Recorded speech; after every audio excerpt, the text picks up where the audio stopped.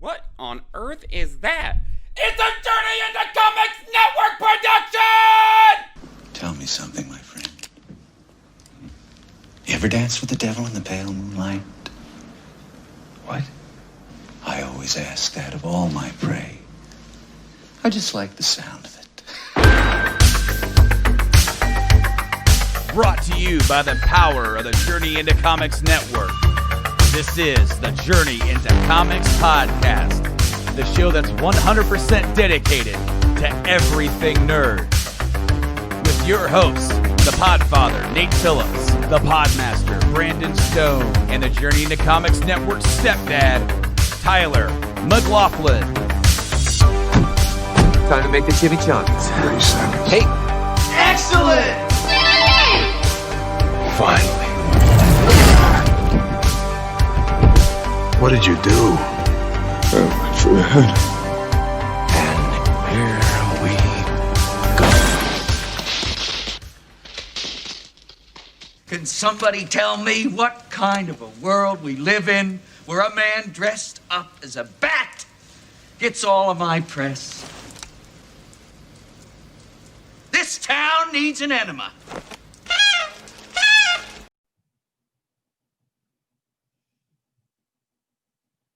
What's up, true believers? Welcome back to another episode of Journey into Comics. It's Journey into Comics 331. I am your host, Nate the Podfather. Today, joining me as always, welcome back to the podcast, both of my esteemed co-host, the one and only Brando, and Mr. Stepdad of the Journey into Comics Network himself, T.Y. You knew I was going to do it. It doesn't matter. But how are you boys doing today, man? What's good? A little bit more positive this week than last. Yeah, I was gonna say I'm not filled with existential dread more than I normally am today. Yeah. So yeah, same. But I just want to take a break and thank everybody who did listen and sit in on the conversation last week, because I felt like even though we are that podcast is designed to take you away from all that bull crap that's going on in the news, all that depressing world crap, and we're just here to talk about some cool and nerd out on some of the news for some of that stuff. It's important when something major happens that we as people acknowledge it. We don't have to we don't have to keep coming back and talking about it, but we at least need to acknowledge it, because I felt like to not say something and to not acknowledge it would be a disservice. But this week is the 7-year anniversary of the podcast, having started in January 2014. 7 years. Bro, it's like the 7-year itch. It's weird. That's weird. I love this. I'm not walking away from this show. I don't know what you guys think like that, but like, it's really bizarre to look back on. We're reminiscing machines, so I'm not going to take you guys through the whole like. This is what we do. It's what we do. Anytime we have a landmark thing, we got to stop and for an hour just talk about stuff that was really cool that we already done. And it's really cool because it's right evenly in between the 300 reminisce episode and the 350 reminisce episode. So it's like a nice little nugget of reminiscence and oh, that's the episode title, Nugget of Reminiscence. I love it. No, like the show is still going on. It's still continuing. It's morphed. It's grown. And it's not what it was. It wasn't you see our fucking faces now. Yeah. It wasn't you sitting at your dad's using the board. I can only imagine, if you will now, your dad sitting in the other room listening to you just talking to the microphone, thinking, what the fuck is he doing in there? Dude, and you know what's really interesting? Listen back to those episodes, because you can hear that anxiety in my voice. Mm-hmm. That's part of it, is because I know that there is at least some audience that's capturing. And the weird thing is, I want to say the first 2 or 3 episodes, he was still on night shift all the time. So whenever I was doing the episodes, he was only coming in during break. But then that made it in like hard too, because it was like the anticipation of him just busting in. And you know him, he doesn't give a fuck about what's going on when things are happening. He just busts in, goes to the kitchen, gets his shit done, and leaves. So like, to see where we are now, to see that like we're all here together, it's really cool. I love this team, you know. I love the network and how that's all kind of turned out and everything. So 7 years is a really big deal, man. It's a long time to do one thing consistently. And I think I say it a lot and it doesn't get said enough. A lot of praise goes back to Brando, because in the early days and then when things weren't so great, he pushed me to keep going. And I remember we had a conversation, Brando. I don't even know if you remember this one time. And you're like, hey man, like, listen, like we need to try to consistently put out a show every Monday, no matter what. Mm-hmm. And we had missed a couple weeks at that point. It was like a lot on me, not on you. And I was like, okay, like let's do it. And I think since that conversation, we haven't missed a Monday. And it's been rare. I think there might have been a few, but late. Late. I do remember because we almost developed it like it was sweeps, because we had done we were releasing every other week, and then we had an idea of doing an episode a week for just October, and that was going to be the 1 month of the year that we were going to do it. And after we did it, and we saw, an increase of listenership during that time. And that's when we discussed it, and we decided to still like do a workaround. It was like we're still going to both be here every other week, but in the off weeks, it might just be one of us sitting down to try and do a solo cast, just like the way you started. And it really challenged me to sit down and talk and to nobody other than to the people who are listening to the voice. And that was challenging for me to listen to because I'm super critical.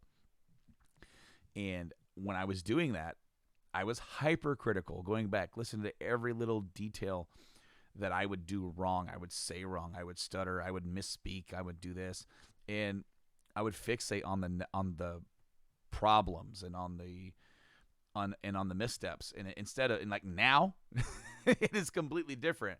I know I do these things. I know that I try to do better. I know that no matter what I do, I'm going to misspeak. I'm going to stumble. And I don't even go back to re-listen to it and analyze it. I'm just like, okay, I'm done. Let's get this thing mixed and uploaded. It's because you're a person, man. Like, you don't have to.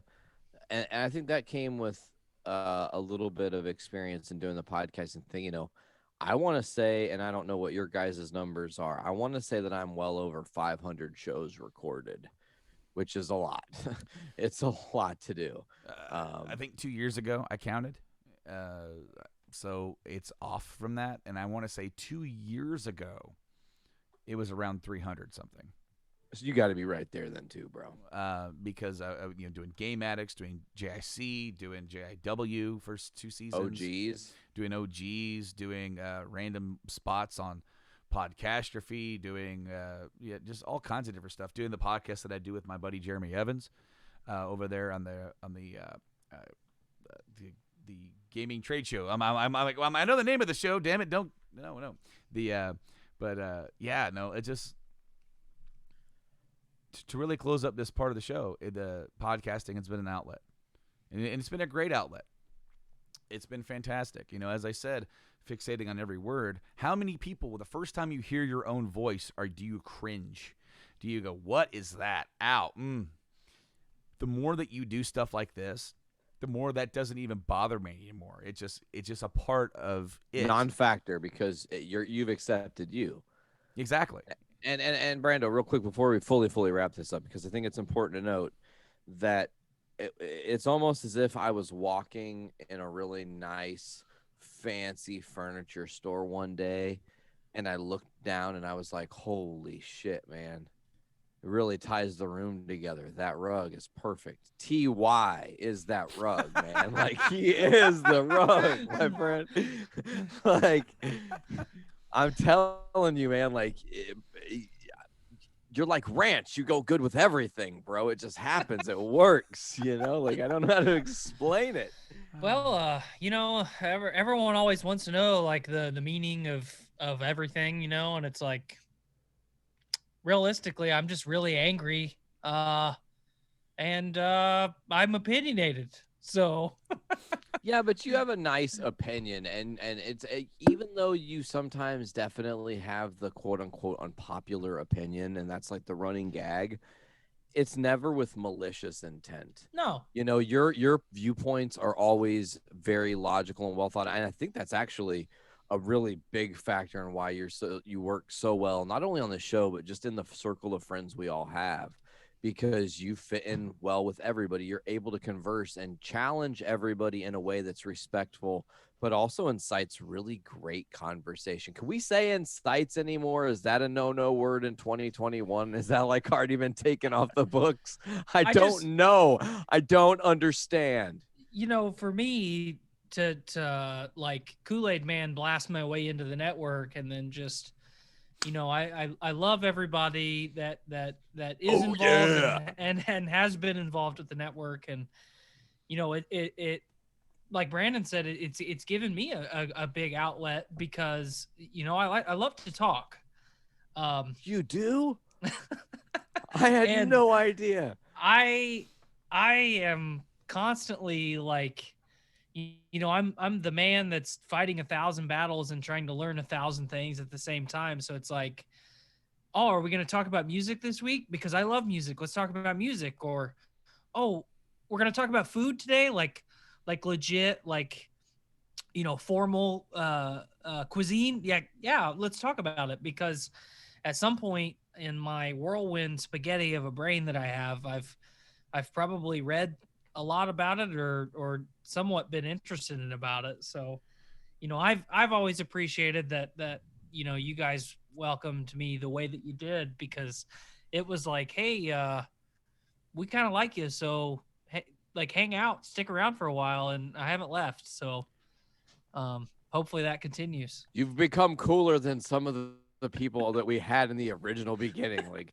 unintentionally, like, damn it, you're just so good. You're cooler than me. I mean, let's be real on it. Oh, come on. What I really like is going back to the original days of you and I working on Station 14. Those were the original podcasts you and I did together. Every time we worked up there, it was nothing in the world. People would try to talk to us and we wouldn't hear them. Nope. They just didn't exist. We were so engrossed in our own conversation that, like, you know, I'd already been doing this for a while, and at that point, I don't think you had officially even started doing Podcastrophe yet. But it definitely laid the groundwork. And what I really enjoy, even though you say you have unpopular opinions, what I like is that the level of conversation that can be had, and within the discussion of some people, and this happens all the time on the internet now, and I've mentioned this on this show and on Game Addicts, with just this toxic fandom that if you think one thing, if somebody else has a different opinion, it turns into a gunfight. Right. And what I like is that even if there's a different opinion, we can discuss it in such a manner that it's not that we're trying to change each other's minds, but we definitely have a great discussion. Sometimes we do change each other's minds. I have successfully, not you, but there was another person that worked out there. I completely changed their minds on the Dark Knight Rises movie. He hated that movie, said it sucked. And I'm like, it's more like akin to the first movie. Don't compare it to the second movie, because you can't. Right. You can't. Think of it as a 3-act structure. You know, is there problems with it? Sure, because there's problems with every movie. But and then he rewatched it and he's like, it's a little campy in parts, but I think that's what I like about it. You know, and it's like, hey, like, I'm glad that you gave it another shot, because and also it worked for that, but it didn't work for Watchmen. He didn't dig Watchmen, but he can't. That's strange. Watchmen is a stellar representation of comic books. No, but I mean, you can't win them all, but at least we talk about it. We through the years we've sat here and we've reviewed so many things that have come out. We've discussed it to death. One of my favorite all-time podcasts that we ever did was the Last Jedi review. Oh God. 170. Which, I mean, I loved it because we literally just shared in our immediate thoughts of that movie. I haven't gone back to listen to that in a long time, but like it's interesting. It would be interesting to see, because our people's tastes in media and movies as we grow, it kind of changes. Though sometimes the second or third watch isn't as good as the first watch, but like how much it does change over time. You know, that's why sometimes when we do something like Rank 'Em All, we don't want to rank it the moment it comes out because, like, hey, give it a little while, maybe a few months down the line. Now that it's settled in, how do you feel about it? Absolutely. I think that this show, just final thought, this show has been an amazing thing for us to all bond together with, because we are all growing. And I think a lot of times in adults' lives, you get lost in the shuffle of doing the thing, living and trying to survive, that your friends, and it's nothing personal, but they can fall by the wayside. And I can tell you, no offense to the people that I'm friends with, the folks that I podcast with are my closest friends, and I contact and am in contact with you guys more than anyone else, and that's not just a testament to my friendships with you guys, but it's also a lot of the reason, because of just, I don't even know how to eloquently say it. Like, I just am grateful that in this world, especially in 2020, where we all could be totally disconnected, we found a workaround where we can really still be together, and it's been really cool. So yeah, there's that. That's my thoughts. Well, I think, the network, obviously throw out the aspirations of fame and fortune, and you throw all that, like throw the podcasting out of the equation, and it's a group of people that are dedicated to being friends with each other. I've this year, 2020 for me, I've told you guys like a dozen different times, it's like I've had nothing but peaks and valleys of like mental health trials and tribulations, and we had another child this year, and it's like 2020 for a lot of people was the worst year of their life. 2020 for me was probably the best year of my life. And, I don't say that to gloat or take anything away from anybody else, but it is a shining example of how you have the power to choose who your friends are. You have the power to choose the right people, and it shows that people are worth making a little bit more effort. We don't talk every day. The three of us don't talk every day, but it doesn't make us any less friends. And there's a lot of people out there that if they don't talk every 15 minutes, they're mad at each other and they can't. It's like a reaffirmation that they're still friends, and, right. And we don't need that. It's a deeper level than that. We have real trust and shit like that. And we've all come through for each other in various forms or fashions. When we've all needed each other, we've all been there. So, man, I had a thought, but you guys know thoughts are fleeting. I'm a little overexhausted because like we've been moving while I've also been working. So it's been working my full shift, getting off, going to the old crib, packing up as much shit as we can, driving it to the house, unloading it, start to kind of nest things and figure out how things are going to be. Cause there's a lot of stuff, constantly got to have room to make room to bring more shit in. So it's like this kind of Tetris-y game. And last night I finally got all the pops here, which was, God, that was hard, you guys. I recently got back into buying some pops. Oh, me too, baby. Oh shit, I got to catch up, you guys. So one of them I'm wearing. Oh, that's a sick pop, bro. Yeah, I'm jelly. So right after Christmas, GameStop had a sale where all their pops were like 50% off. Wish I would have known about that. Well, I got the last one of this. Damn. And this was $30. It comes with the pop. It's a glow in the dark. It's Super dope. Saiyan 2 Gohan From Cell Saga. With the lightning. The best Gohan.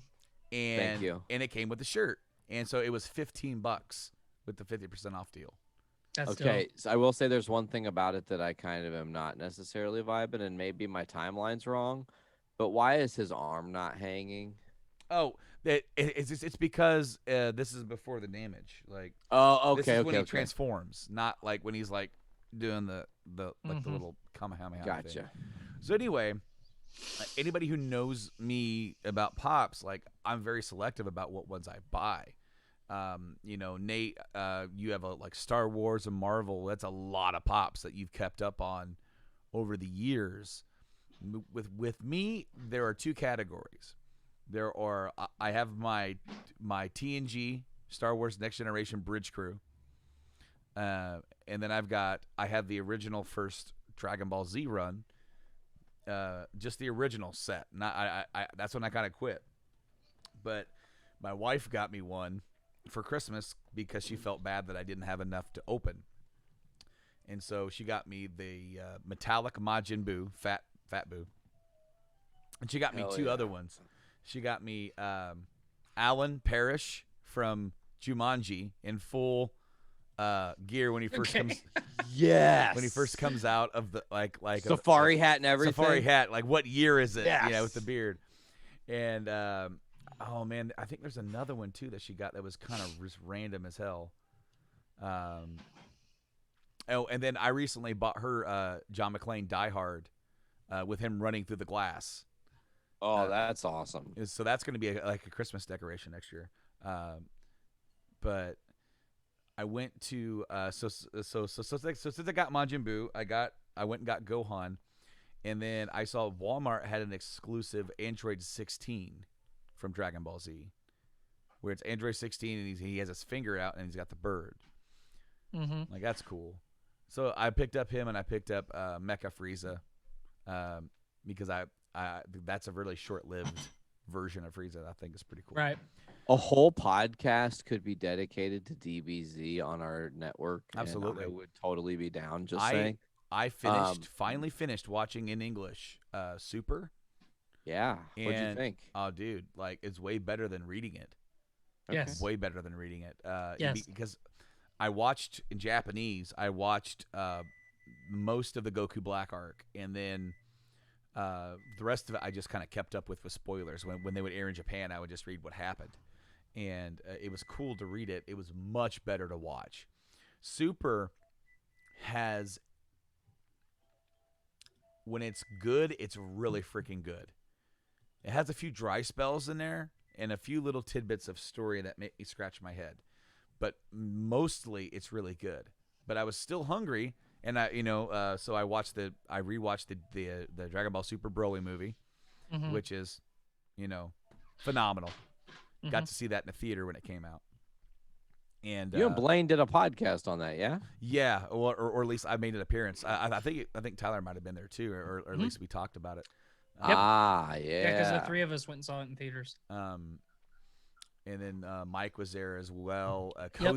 One of our coworkers, Kozai, was there with his with his boy. The theater was packed. That's what was cool about it. For Dragon Ball Z movie, it was packed. But then I went and I restarted the original Dragon Ball. Goku's just about ready to fight King Piccolo, so I'm that far in. Wow. Damn. And the other day when I was at Disc Replay, Not sponsored by Disc Replay. Not sponsored by Disc Replay, but they have gotten a lot of my money over the years. I found on Blu-ray for literally half price each the Dragon Ball Z Kai Blu-rays for seasons 1, 2, and 3. Now, I don't know if you guys have sat down and watched Kai. I know it's condensed. I didn't care for it. Here's the deal. I didn't either at first. There's parts of it that the parts of it that I really like is that the voice actors are fully into their characters. There's a few things that I felt like, weirdly enough, Sabat's changed to Piccolo's voice to make it a little bit more less gruff. I didn't like it because then in Super he's gruff again. Because the Kai cast is what carried over into the Super cast. Because there were people who left during like Stephanie Nadolny, who did Super Saiyan 2 Gohan and Kid Goku. She's not with Funimation anymore. She doesn't work with them anymore. So she's not around. It's a different actress for Gohan. There's Bulma's a different actress. But enough of the key people, Goku, Vegeta, Piccolo, Krillin, Master Roshi, Frieza's a different person, and I actually I've grown to like him better. And he's the one that carried over into Super as well. But I still have my original DVDs of the original set, but I don't own Kai, and Kai is hard to get a hold of. You can't stream it anywhere. And so I want to get those, and I want to get the Super on Blu-ray and own those as well, because even though they have the Funimation, because I watch Super, it's on Hulu, guys. You can go watch Super right now on Hulu. Mm-hmm. They have GT, which whether you like that or don't. And I noticed that the other day too. And they have original Dragon Ball, but those two are in Japanese only. Oh, really? I got really upset because I was gonna just watch it on Hulu, Dragon Ball, and it was in Japanese, and I couldn't change it, so I just got my DVDs out and put them in there, and I've been marathon watching. Like anytime that I haven't really been playing too many games. I've just been having that on in the background, whether I'm chilling out playing with the kids. Wyatt's really into it now. He's starting to understand it more. A little bit. He's still asking me a lot of questions, and I'm not really yeah. But no, Dragon Ball's great. Having a mini little Dragon Ball jerk-off fest here. But that's good, because so many people bitch about the manga like every year, and it's like, I don't care. I want Dragon Ball to be what it was when I was 8, 9, 10 years old. I want the Toonami level Dragon Ball. I used to get home from school, and I would turn on Cartoon Network, channel 45, in case anybody wants to know. I remember the channel. Hell yeah. And you would hear those Toonami promos of Dragon Ball, Gundam. Ruby and I started watching Outlaw Star the other day. Have you guys ever watched that? Yeah. It's on Hulu or Amazon. I think it was Hulu. I've tried to buy the Outlaw Star DVD or Blu-rays for years, and they go really, really expensive, and then they disappear. They're out of stock everywhere for a long time. And I remember I loved that show. So Ruby and I started watching it, and obviously we haven't watched very much, but it's like I used to get so fucking amped up listening to those Toonami promos, and then I would fucking get my snack or whatever, because you got to eat as soon as you get home from school. Yeah. And my fucking world's largest bowl of cereal or something like that, and I would just I would be, obviously I didn't know I had anxiety at that time, so it's like you get hyper focused, and it's like you detach from the world a little bit, and it's just like, man, this show is fucking awesome. Because I watched DBZ before I watched Dragon Ball. Same. And then they started doing Dragon Ball on Toonami too, and it's like you got to watch DBZ and Dragon Ball every day, and it's like, man, fucking TV's awesome. Absolutely. And now it sucks. We'll see. In Super, I feel like they finally get to that point where it's that good. With the Tournament of Power. Well, I felt Goku Black was the first stepping stone into that. Because I haven't rewatched it in English. I watched it in Japanese, and it was kind of annoying. I loved it. I thought it was very timey-wimey. Mm-hmm. And do you know I liked the story. I don't really care for the Japanese voice acting. So if you get a chance, I struggled. If you get a chance, rewatch it. You can even just start the arc with that. You can start the series with that arc, because it. Do you know who plays Zamasu? James Marsters. Really? He plays. I believe he played in Buffy, right? He played Angel. Is that his name? He played Piccolo in Dragon Ball Evolution, the movie. I didn't know that. And apparently he's a super fan, not just Dragon Ball Super, but a big hyper turbo fan of Dragon Ball, and that's why he wanted to do the movie. And then every day on set, he was like arguing and saying, no, this isn't right, and that isn't right. But eventually, the battles were like, I can't come to the set day every day and fight the director, But no, Chris Sabat, he's the guy who's the voice director now for Funimation. And he called him up and goes, hey, because he met him at a con. And it's so cool because he's like, hey, you're from Buffy. And the dude's like, you're Chris Sabat, And he's like, would you want to come and do something? He goes, yes, absolutely. So I didn't know that it was him But it's cool because in Goku Black, Zamasu, who is like the Supreme Kai in training, ends up stealing Goku's body. And then the guy that plays Goku, Sean Schemmel, had to read the lines as if he were James Marsters, but has still with Goku's voice. And it's really cool how they do it. And Nate, if you don't know what the story is, they bring back the Future Trunks timeline. Whoa. And he comes back because Goku Black has completely destroyed the future again. And like he barely makes it and survives and makes it back. And when he gets back, the first thing he sees when he wakes up is Goku, and he tries to fight him because he's like, ah! But then it's a very timey-wimey. It's really cool shit. And then the Tournament of Power is literally, when they finally start the tournament, it is 40 episodes, which is supposed to be 48 minutes in the series. This tournament's supposed to, it's like a battle royale tournament where each universe that's fighting has like 10 people, and you lose by a ring out, or whichever team has the most fighters left by the time limit's done is the winner. And Nate, each universe that loses is erased from existence. Whoa. Heavy stakes. Legit. Yes, and it is awesome. So awesome. Like to read the spoilers of what happened and have it explained to you was nowhere near as awesome, because like they had to get 10 people to fight. If you don't get 10, you're disqualified and you just get like erased.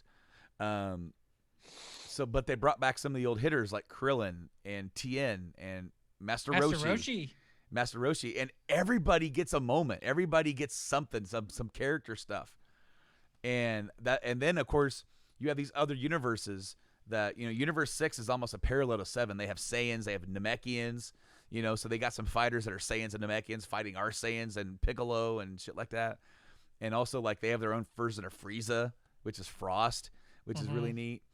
But then you have another universe where everybody's a freaking badass, and literally, Nate, their guy who is supposed to be the strongest guy is the strongest guy.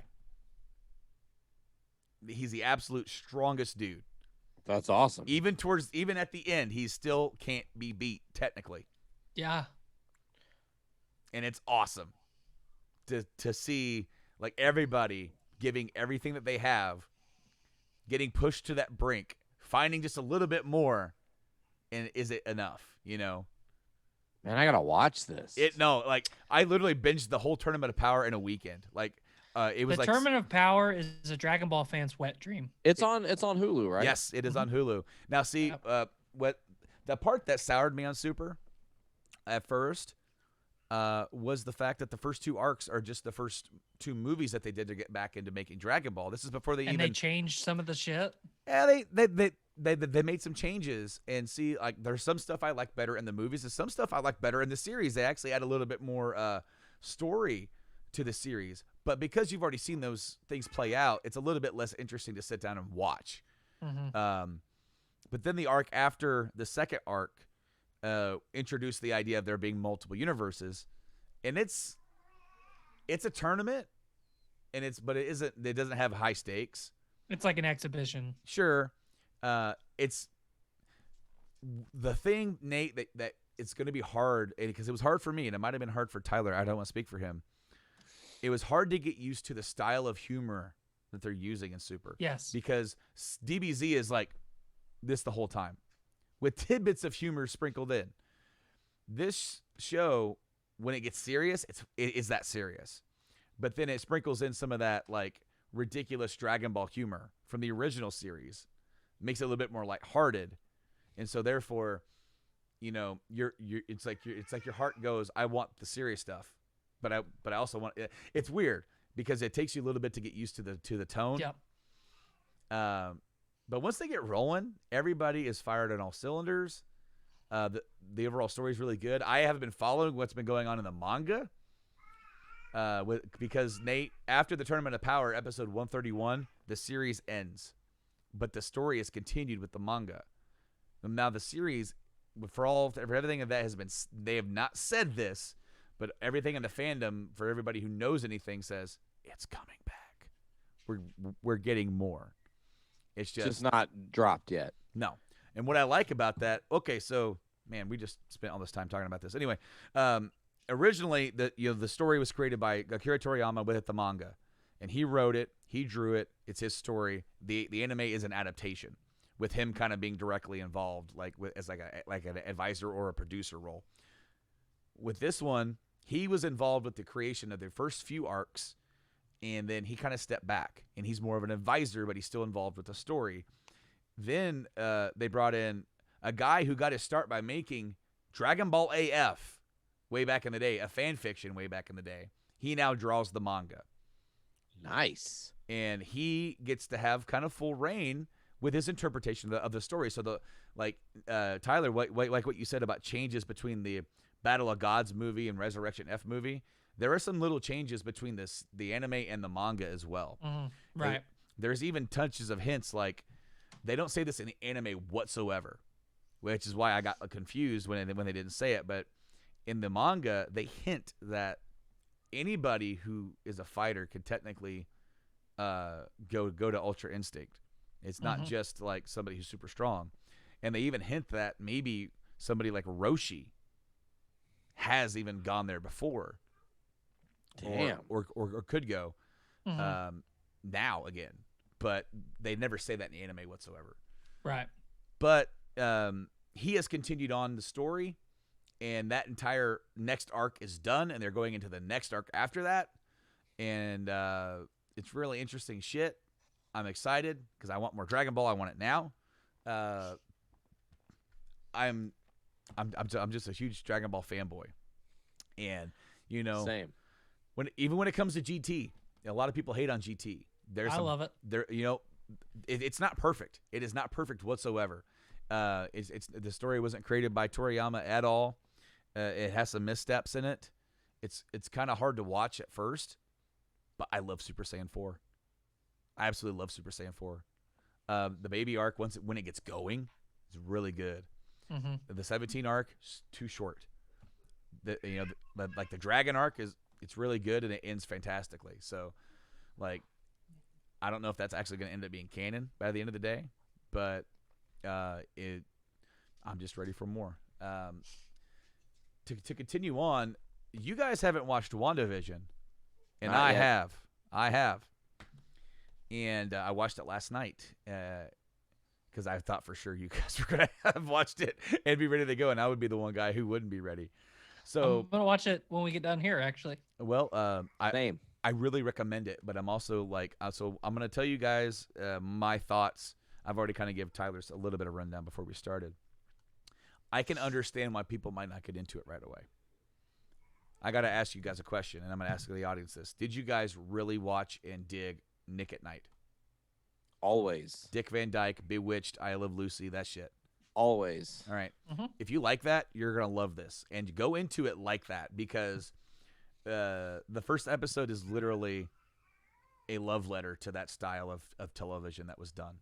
Fuck yeah. The second episode continues it, but also starts diving in a little bit more into where we could be going. There's so many Easter eggs in this. Oh my God. I saw so much shit that I couldn't even stop and say it because the wife wouldn't understand them all. I barely understand them. Damn. I mean, the second episode has a fully animated intro like Bewitched. It's hilarious. Okay. The first episode actually goes out of its way to be super funny, like a sitcom, and it was one of the ones done in front of a live audience. Mm-hmm. And what I like about it is the ability for Paul Bettany and Ashley Olsen, Elizabeth Olsen. Sorry. You got it. That's all right. For them to be able to take these characters they've already been playing and completely go to the whiteboard and erase how they've been playing them, because it allows them to be more loose and free with it. And it comes off screen that these guys are having so much fun with it. Paul Bettany is a blast in this series. so far. Amazing. Because he is playing a characterization of Vision being a characterization of like a sitcom dude back in the day. Like, he is super funny and almost like he's almost ironically funny. This isn't a spoiler, but there was something that was said that caught my attention. Sure. It was something where early on, first episode, Vision says something about having an indestructible head.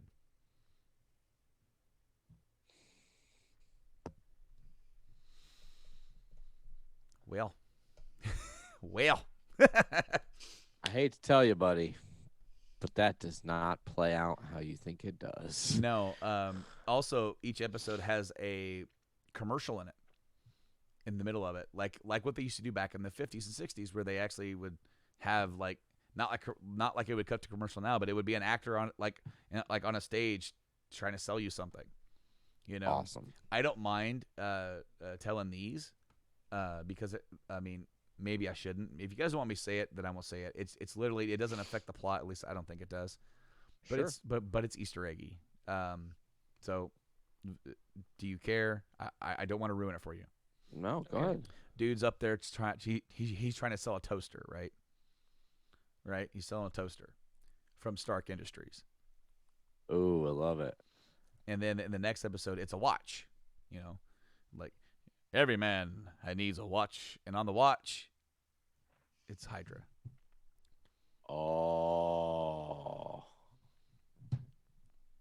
So there's also there's another big one that I'm not going to say it because that is, I guarantee you, going forward, a spoiler. Okay. They haven't explained it yet. I mean, and these two things just make, I think they were done just to pop and catch your eye and pop, do this and that. My body is ready. But the thing is that these characters, it seems like it's either like a mixture of the Matrix and the Truman Show, where they don't really realize what's going on, and they're not aware of what's going on. And same with the other actors who are in the show. It's like they don't understand. They don't know what's going on either. To them, this is just their life. But then there's almost like these meta moments where, like, for a second they kind of snap out of it, but they don't really quite figure it out, and then they just go right back into it. It's Oh hell yeah, man. oh hell yeah, man! And the thing is that so we got 2 episodes. The first episode is literally a sitcom episode. It's like the content of the episode's like 22 minutes long, and I think the second one's a little bit longer by like 30. I mean, the overall runtime will tell you longer, but the credits are almost like when you beat like an Assassin's Creed episode or game where like you sit there. I like that you called it an episode. That's awesome. Freudian slip. But when you beat like an Assassin's Creed game, and you see the credits for every single person who works at every single studio that is owned by Ubisoft, just because they worked on the shading on the ground or something like that. It's like, hey, send that over to Ubisoft Singapore. They do a lot of ground stuff. Okay, cool. And then you see the listing for every single person who works at their studio. And then they have a listing for every single baby that was born during the making of this game. Like, it's like a 20-minute long ordeal to get through the end credits of an Assassin's Creed. This isn't quite that bad, but it makes it feel like when you see the runtime, it's going to make you feel like there's more. Like, is that the end? I still have 7 minutes. No, that's the end. Okay, cool. So there are no after credit thing. If there's going to be one, I assume it's going to be probably at the end of the last episode. So interesting. It's very interesting. Go into it. I don't think this would have worked as a movie. I really don't. I think the way it's being delivered to us, it's going to work great. And the reason why they gave us 2 is because, as I said, that first one is a complete love letter. And you only get like 1 or 2 little like nods and winks that something's going on. And then the second one, it's a little bit more gearing towards that direction. And definitely makes you want to like, oh, there's something going on here. But we still don't know what. Do you think, being out of the loop here a little bit, did episode 1 and episode 2, like, the quality change and evolve a little bit? I guess what I'm saying is that I guess I was led to kind of believe they were going to start to like evolve through the decades. So I didn't know if we've started to see that, and that's why they did the 2 episodes back to back to show like we're making progress. Yes, I guess is the easiest way to answer that. Okay. What you'll notice is the house, the interior of the house changes for episode 2, and they never acknowledge it. It's just a different house. But progression, yes, and you'll know what I'm. Yeah, I mean, the blanket answer, yeah, sure. That might be another reason to bundle these 2 together because they would fit into that part. The other actors and actresses in it do a great job. What's her gal name from that '70s show? The chick that plays Katie Foreman. Yep. She's in the first episode, and they make a lot of jokes about. It's like, oh wow, yes, like this is a really strange decor. Yes, it's rather Sokovian of her, isn't it? Yes, of course. Yes, yeah, she's from Europe. It's a Sokovian state of mind. And typically, when you watch the first episode, it is literally laid out just like a sitcom, and they go out of their way to be funny and be silly about it. And there's even stuff in the second episode that's that way too. Like we were laughing quite a bit simply because we love those old school shows. We grew up on that. If there's a younger kid that doesn't get that, he might not get this. He might not appreciate it. But Evolve, you plebeian. yeah. Did it feel good to be watching something Marvel? I mean, it was just like, here we go, I guess, here, like the start of the next arc, because technically this was supposed to air after Black Widow, and Black Widow's going to air after this. So we don't know as far as what going forward in the story. Like is Black Widow another kind of epilogue type deal or prologue or what, right? Because of timeline. But WandaVision is going to be the kickoff of a trilogy between WandaVision, Spider-Man 3, and Doctor Strange. And so the fact that there's some weird stuff going on already and that hasn't been explained to us yet leads me to believe that what we thought was going to be happening may not exactly be what's happening. Okay. In other words, like, it may be happening, but the person responsible may not be why it's happening. Okay. I like that. I like that a lot. And I'm super excited to see where we go. And it's just it was a unique flavor. It was especially for the Marvel, like in Marvel, like we have a lot of different styles of movies. We have a Jason Bourne type movie with Winter Soldier. We have more comedic with Ant-Man. We have more darker style of movies in there as well. And then you have the Infinity War and Endgame saga type deal, and then you have this, which is a complete and utter risk and departure that is probably going to pay off, but also it feels completely different, and you're gonna feel like it feels like you are in the Twilight Zone with the MCU.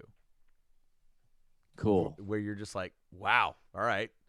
But, and that's what I can say is, like, don't go into this thinking, with the hype of Endgame going, what's going to happen next? It's like, let's dial that down and just have fun with this and let the story unfold, because there's some shenanigans going on in the background that are going to be interesting to find out. Okay, how about that? Well, guys, we've only got a few minutes left here, so I'm not sure what we want to dive into. Good, Brando? Well, we mentioned Spider-Man 3. And as reported by comicbook.com, reputable source owned by CBS. So, like, not one of these rumor sites, but have said Charlie Cox has wrapped up filming already for his role in Spider-Man. Cool, which means the rumor sites were right in this sense, that Charlie Cox is going to have an appearance in the movie. It also means that the movie is still being filmed and that he doesn't have a huge major role in the movie, which I'm happy with, because there's been some discussions back and forth, even within our even with the network chat about like having so many people cast in the movie. Is it going to be overkill? Is it, can we balance it out? Which, if anybody has proven that they can handle a giant cast, it's the guys at Marvel. And easily. Well, because they've been doing it with Guardians. They've been doing it with, like the Avengers movies, where they're able to give everybody something to do and have something of a character arc within the movie for the most part. And this means to me that if Charlie Cox is in it, which is great, I'm all for Charlie Cox being brought up and brought in. Whether or not he's going to have his own movie or maybe a season of a revival of the show or something. But it's taking advantage of a really cool guy that really did the character justice in the Netflix series. Absolutely. And brings him in, and whether or not like how they're going to use him, like I'm just super excited for it. And I feel like, if he's already done filming and they are nowhere near done filming this movie, that, we don't have to worry about this being the Peter Parker, Charlie Cox, or Daredevil show. It's going to be him coming in to do his thing, because this movie ultimately is going to revolve around Tom Holland and his Peter Parker character. Absolutely. Because it has to. He's a central figure. The other actors and actresses that are rumored to be in the movie, they're going to be a part of this big wheel.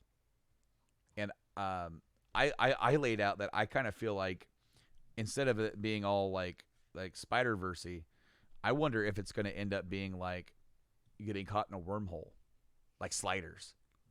You end up like going into like another false Earth or something like that, and like there's Doctor Strange and there's Spider-Man going, oh my God, what are they doing? Oh my God, it's another me.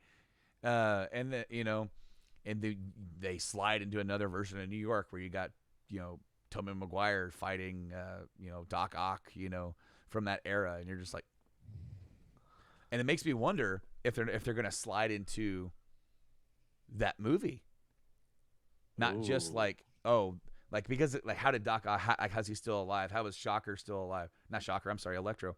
Makes me wonder if they wouldn't slide into that movie and then kind of have to recreate parts of that movie. That'd be weird, wouldn't it? Oh, but filmed by Marvel and in their own perspective could be amazing. There's a lot of rumors and conjecture that are coming in and out of this film, and I'm excited for the guys that played the role who never got to have a cool send off and a good salute and thank you for filling those shoes, because I felt like for the Tobey Maguire version to end it on that note was just kind of sad to me, because that movie kind of like it got too jumbled with the Sony zeitgeist, and it ended up the way that it was, which was unfortunate because we never got a fourth one. We never got a chance to really, you celebrate because or to go out on like a high note is basically kind of what I'm saying. And the same thing with Andy Garfield, because we got the 2 and then it just dropped, and then we end up getting the reboot. So like that's the thing that I'm looking forward to with these characters and with these actors, is a chance for them to put on those tights one more time, just to kind of give the fans a salute and say, hey, thank you guys for watching our movies. We really appreciated that, and we came back for you guys, or for like $15 million or whatever Tobey Maguire's asking for. But hey, I am not blaming him whatsoever. If this He's is asking for $15 and a ham sandwich. You had me at ham. And he had me at ham. You know what? If I were Tobey Maguire, and I'm in my 40s or 50s, whatever, damn near 50, and they want you to slim down to get on these tights again and be swinging around where you've broken your back on Seabiscuit and you almost walked away from this before, and you're like, it'd be cool, but I'm going to have some compensation. Martha, get rid of the ham. Get rid of the ham. I have to put the suit on again. The ham. Get rid of it. Oh my God, that's great. So I only got one thing to say to that. Why'd you say that name? Why did you say Martha? Martha. Oh, God. Anyway, no. I'm super excited just to know what the hell is happening, because obviously the rumors have been swirling. It feels like for over a year now at this point, especially with the world's longest year in 2020. I loved Tobey Maguire's Spider-Man, and I've not necessarily argued, but I've discussed that with dozens and dozens and dozens of people. And I have had to, as a person, separate the things that I've learned about Tobey Maguire as a human being from him as an actor, and the roles that he plays, to continue to enjoy Tobey Maguire things, because and I don't know if it's 100% true or not, but some of the stuff that I've read the last year or so, like he's the way those things are written is that he's an incredibly awful person. And I hope that's not true, or I hope if it's true that he does get punished for those things. Let me just say, there was a term that was said to me the other day. It's not guilty pleasures, but it's like, it's like guilty pleasurables or whatever. It's like if you enjoy somebody's work who has been reported, like you said, to have negativity or have done something or said something that is like not good, but like there's still some sort of confliction where like some people can just write that off and say, I'm never watching that dude's movie again. But other, right. Like, like my wife was telling me, like, hearing the stuff that Chris Pratt supports, but yet here, like, we all love him as Star-Lord. I've loved all of his movies, and it's like, there it is. It's like, if I see a Chris Pratt in a movie, I'm gonna watch it because he's funny and he's entertaining. And he's a great actor. He's phenomenal. But then it's not like you're going out trying to meet him, trying to get his signature, buy a beer for him or something. Yeah, well, and that's the thing. It's like, the how far do you go? And that's going to be different for everybody. That's going to be different for everybody. But no. Just like you, Tyler, I'm excited to see what's what. I'm excited to see what's going down. We're going to probably know more where we're headed, kind of, when we reach the end of WandaVision. And then we'll have the long wait until December, which by then we'll be vaccinated, I hope, and we'll be able to start resuming normalcy, or a level of it, because I know that the companies and places are not going to easily be able to stop the social distancing right away, because not everybody's going to be able to get vaccinated. The virus is not going to magically go away because people are vaccinated. It's still going to be a heavily transmissible disease that could hurt people and affect people. Dude, December's going to be in like 6 weeks. So what I'm hoping is that 2020 didn't start off as such a long year. Yeah. But 2021 is already starting off into a long year. I said yesterday, walking out, I was walking out with Mike, and I'm like, well, week 2 is down, and we've already had a major insurrection on our capital. Yeah. What else we got? What else we got? Skynet has awakened. Skynet. Protheans are real, and the Reapers are coming. Yep. They have arrived, and they've started harvesting us. Good. Harvest me, Daddy. My body's ready to be harvested. And my body's ready for some cool entertainment stuff. We don't have a lot of time to talk about it because we need to get out of here. Venom got moved up for release. That's coming out in February. Soon. No, I think it's just a trailer. Is it a trailer in February? Okay. I I thought it was a release. Let me look. R&D department real quick. There you go. But like that's Morbius did get pushed back. We got Winter Soldier, Falcon and Winter Soldier in March. Does that start in March? We got Justice League Snyder Cut in March. We got Black Widow and Loki in May. June 25th for Venom. June 25th. All right, so we get a new trailer in February, early February, and we got a release in June. So, I'm excited to see what else they do with that, because I enjoyed the first one. It was all right. It was okay. They didn't fumble. This wasn't the fucking Falcons in that Super Bowl that one year. You know, up 28-3 in the fourth, and you fucked it up. what? Okay, so like we now know the results of the Georgia election. But I saw this comedian where he was basically playing a characterization of Georgia conservatives and Republicans because the messaging was so mixed. Don't go vote. Please go vote. It was rigged. Blah blah blah. Do this. And then he was like, man, I gotta say I'm a little bit nervous because this is Georgia. We don't play too good when it gets to the fourth quarter. Hey, I tell you what, we just let them have whatever they want. Damn liberals. Libs. Oh man. Anyway, guys, that's all I got for this week. Same, girl, same. And hope you guys can watch WandaVision. If there's not an episode next week, we'll just go ahead and break it down, and we'll do a full spoiler run. And maybe even, depending on what massive news comes out next week, we'll dedicate most of the show to dissecting the spoilers and Easter eggs of WandaVision. I'm all about that. I'm super stoked. Hell yeah. As always, folks, you can check out Journey into Comics at journeyintocomics.com. Get us on all the different podcasting platforms, whether it's Apple Music, Amazon Music, Google Podcasts, Stitcher Radio, Spotify, Castbox, TuneIn, iHeartRadio, many others. Just search Journey into Comics Network, one feed, all you need. Make sure to get it. A bunch of new cool shit coming out soon from us here on the network as well. I think that's going to do it. I really do. Yep. I don't know what the fuck we're going to call this nugget of reminiscence. What was that? What did you say at the beginning? It was something like that. Nugget of reminiscence. You said 7 years. Recognition. Oh, like 7 year itch is 7 good. year itch was there, yeah. But Tyler just said one, and I can't remember it now.